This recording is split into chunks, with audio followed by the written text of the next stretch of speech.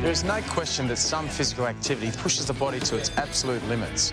And when it comes to long-term training for a professional athlete, keeping your body in tune is a full-time job.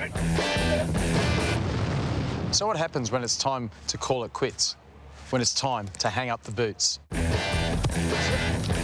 Jude, what did you find was the biggest challenge physically once you stopped playing footy? Initially, my knee was one of the reasons I finished up footy, so I had to let that have a bit of time off, so I had about 6 months off running. But then the motivation to get back in and start again, I think, yeah, putting myself and buying a gym membership for the first time in my entire life was a bit strange.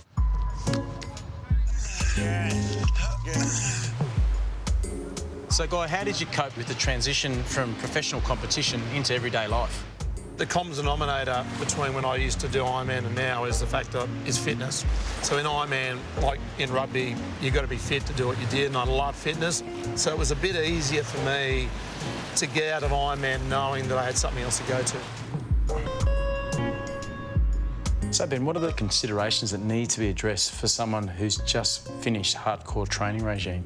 First and foremost, it's a sudden stop to a whole lifestyle that's gone on since you were a child. And from there, you have to make a whole redefinition of how you want to live out your physical life. Part of that is then taking into account your injuries that you're carrying, what's your new lifestyle and work-life balance, and how you want to exercise. What are your goals?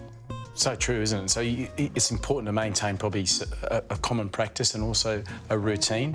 Definitely, particularly for elite athletes who've had such a disciplined life. All that discipline needs to be channeled, and that energy has to be channeled again with decisions about how you want to exercise and keep well.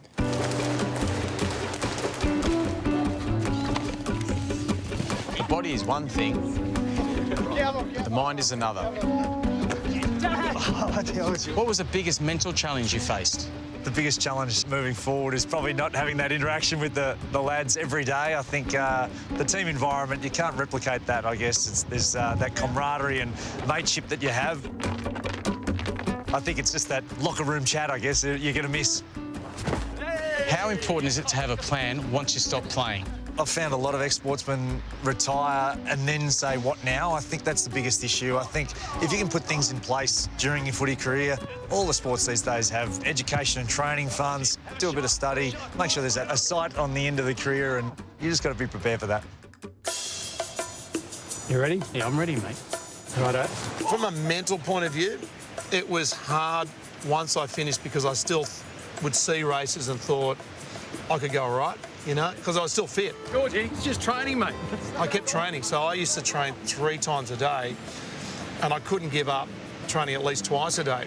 So I was in a good enough nick, even a year or two on, to actually still be able to go and put on the cozies and have a crack. So that was hard, but I found that I had something else I could go into, so the void wasn't too great.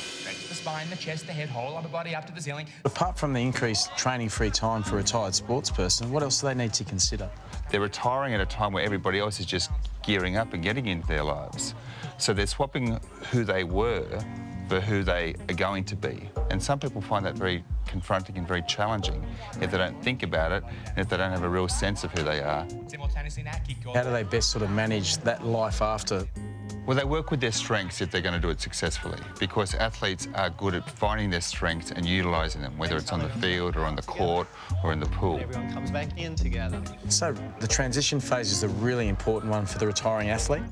Transition is key because it allows an athlete to leave behind their athletic career the way they want to and start their post-athletic career in a place where they're feeling confident and assured about the future. If they can just step aside from their athletic pursuits pre-retirement and think about where they want to go, start getting advice, surround themselves with good people, and think about how they're going to use their strengths in a non-athletic environment, that's the best place for them to be. So professional sport and training might seem like a short-term career, but clearly it's a long-term commitment. Come on, champion. Even if you move into a new occupation, pastime or exercise routine, it's likely that your mind and body won't let you forget where you've come from.